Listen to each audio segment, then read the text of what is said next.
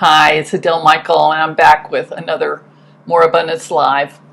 And today is Friday, April 10th, 2020, and we are right in the middle of COVID-19, and it's also Holy Week in the Christian tradition and Passover in the Jewish tradition. So whether you celebrate any of those or not, or observe any of those, I'm honoring where you are. So today we're going to talk about Fear to Growth Friday. And I was just on a call with my mentor and good friend, Suzanne Lynch, whom you can find at SuzanneLynchWellness.com. She runs a great health habits group called Nourish Your Vitality. And during COVID-19, we've been getting on the Zoom calls twice a week, doing yoga and doing check-ins and learning about how to keep ourselves healthy. So today she shared with us this pretty incredible chart from a mental health center that she had found. And the question is, who do I want to be during COVID-19 and obviously beyond?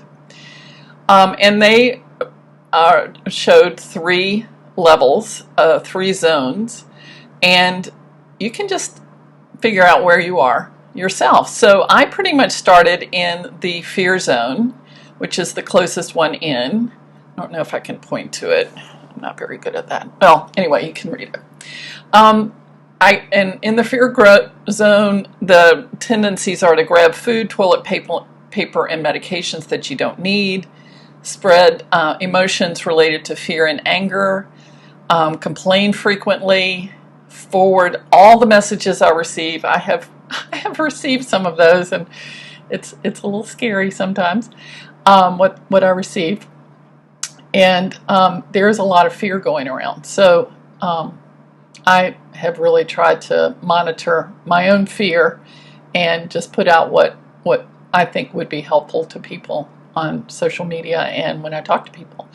And I get mad easily. I don't know if you're in that zone or not. I don't tend to get mad when I get scared. I just tend to get scared.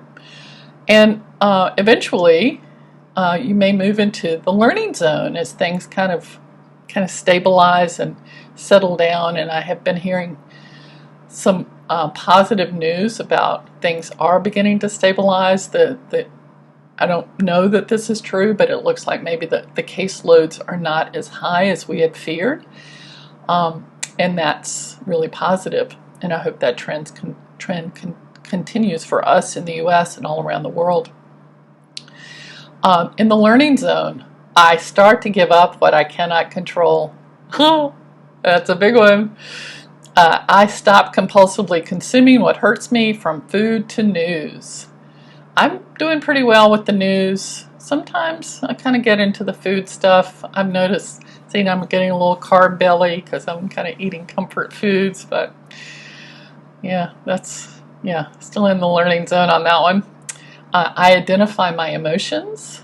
Like, where am I right now? Am I frightened? Am I steady? Am I feeling pretty good? I become aware of the situation and think and feel guided how to act. I'm a really big proponent of your intuition. And when you can get calm, your intuition can tell you what to do in a very effective way. I evaluate information before spreading something false. I think that's really key. I'm starting to use Snopes.com a lot more and finding out stuff that comes across on social media may not be true. Surprising. I know that's surprising. I recognize that we are all trying to do our best. I think that's a very generous way to look at things, especially with people that you don't think are doing very well. Maybe some of our leaders, some of the bad actors that we see around, maybe people who congregate a little bit too close and they don't live in the same household. So allowing them to do what they're going to do and know that you're going to be fine, that's a big one. So as we move into the growth zone, what this chart says, I think of others and see how to help them. I think that's really important only after you've helped yourself. And from what I've been hearing from people and what I've been experiencing myself, is there is a high level of fatigue and exhaustion from the stress of all this, from the grief, from all the losses, and whether that be of a loved one or just reading about the loss of life in other areas, or maybe in your area if you live in especially a metropolitan area that's been hard hit, to the loss of, I can't go to the grocery store right now. My neighbor goes for me. She's younger than I am, and I've had a history of infections, and I'm just not going. And that's a loss. Or I haven't driven my car in 2 weeks. That's a loss. I mean, it seems ridiculous, but it's a loss. So helping yourself first, and then if you have the energy to help someone else. And I would say that being in the growth zone does help other people. If you're able to stay a little bit more positive and stay a little bit a lot out of the fear, then that gives nourishment to other people. Whether all you do is interact with them on the phone or on Zoom, or if somebody checks in with you via email and you're able to say, I'm doing okay, don't worry about me. I make my talents available to those who need them. If you're able to do that, that's great. I really think it's not a time to feel guilty if you can't, because I just talked to some friends who would love to work at a food bank. They would really love to do that, but they can't because of their age. So if you can't, you can't. Do not put yourself in danger. I live in the present and focus on the future. That's a really big one. So if you're meditating more, if you're doing more yoga, more mindfulness practices, this is going to be really a great growth area for you. Also, being in your body, not being only in your mind, but bringing your attention down into your body will help you be present. I am empathetic with myself and with others. So again, what I was talking about of putting yourself first, of course, that's not something we've really been taught or required to do, especially as women. But in this time, it is just essential, because if you're not able to function and if you get sick, others will have to take care of you, and which is good. I mean, yeah, of course. But if you can stay strong and sturdy and steady, that means it's less stress on the system. So having empathy for yourself and, of course, empathy for others. It is heartbreaking what is happening to many people with the illness, with the economic shifts that we're seeing, people really struggling, people needing food and not able to get it. It's heartbreaking. And letting your heart be broken and opening up to more compassion is definitely a growth area. I thank and appreciate others. I've had a practice for a while of being as positive as I can with service providers, especially on the phone.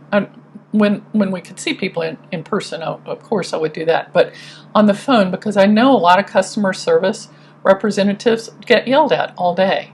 And so to check in and say, how are you doing? I did that on a chat the other day with Amazon. It was really nice. It was like this nice little connection I had with Cavill from Amazon. Who knows? And thanking and appreciating them. Keep a happy emotional state and spread hope. Maybe you can't be happy. Maybe you can just be neutral. Neutral is good. Fear is not your friend. Neutral or moving into happy is good. And it really is okay for you to be happy and neutral in this environment. You're being in fear, worry, doubt, and stress does not help your own immune system, and it certainly doesn't help anyone else, because if your emotions are at a higher level, you can help other people get to that level too.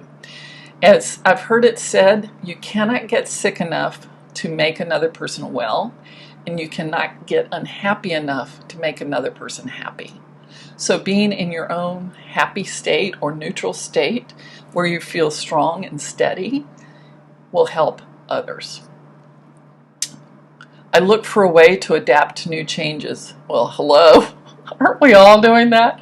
It's like, I don't know if I'm going to be able to cut my own hair, but I sure can do my wiping down and my dishes and clean my house in ways I've never done before. So I'm not a great cleaner, I'm just saying. But I do wipe down my surfaces every day and wipe down my packages that come in from outside. So, adapting. And we will be doing a lot more adapting as the virus begins to fade and we walk out into the world and go, what's here? What do I need to adapt to here? And the last point they make is I practice quietude, patience, relationships, and creativity. So again, meditation, listening to guided imagery, breathing practices, yoga, those are all things I've turned to even more intensely than I have ever done before. And certainly reaching out to people and family and friends that I've not reached out to before. In fact, I've had 4 dance parties on Zoom, 2 for kids, 2 for adults. And I started hearing from friends from high school. I was like, this is so great. I'm going to have another one. So look out for that. You're invited if you'd like to come. And creativity. So I know some people are writing more, some people are painting or drawing more, learning to play instruments or learning a language. What are you doing for creativity? How are you growing your creativity? And it really is okay to take your attention off of the world, off of the news, and put it on yourself and your own creativity. Because as I've said before, and I will keep saying, this is an awesome opportunity to grow. It's difficult, it's challenging, it's tragic, it's heartbreaking. And do not let this crisis, which is full of opportunity, keep you from growing. So I offer that up, and I'd like just to do a little dowsing for you. I haven't done that in a bit. I'll leave that chart up for a minute so that you can see it. So this is the dowsing rod. And what I'm going to do is I'm going to go put it counterclockwise. Ooh, maybe I need to take that down so you can see me. Yeah, so counterclockwise over here. And I'm just going to ask that anything that stands in the way of your moving from fear to learning and learning to growth in your own life, in your own identity, anything that's preventing you from doing that, we're just going to ask that be cleared and deleted across all time, space, dimensions, and realities. Good, bad, right, wrong, pod, poc, all 9, shorts, boys, and beyonds. And that's from Access Consciousness, accessconsciousness.com. That's their clearing statement. Whew. Okay, so resistance to change. We're just asking that be deleted. Humans don't really like to change all that much. Yeah, we like things the same. We like novelty, but maybe not change. So anywhere where you're willing to give up the resistance to change, we're just asking that be released from you. Okay, that's feeling better. Okay. And on this side, I'm going to go clockwise, and that's going to enhance. So enhancing your ability to learn, enhancing your ability to grow, enhancing your ability to shift your identity to something that serves you even better today and in the days ahead.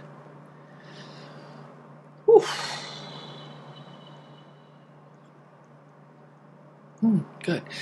And now we're just going to invite in the spirit of growth and adaptability. Growth and adaptability. Because, as I've said before, humans are incredibly adaptable. Think of all the regions in the world that human beings live. The deserts in Africa and the ice flows in the North Pole. It's amazing how adaptable we are. So growing and adapting, the spirit of growth and adaptation. And we give thanks for all the invisible assistance that is here for us. And we give thanks that we know that we can ask for that assistance.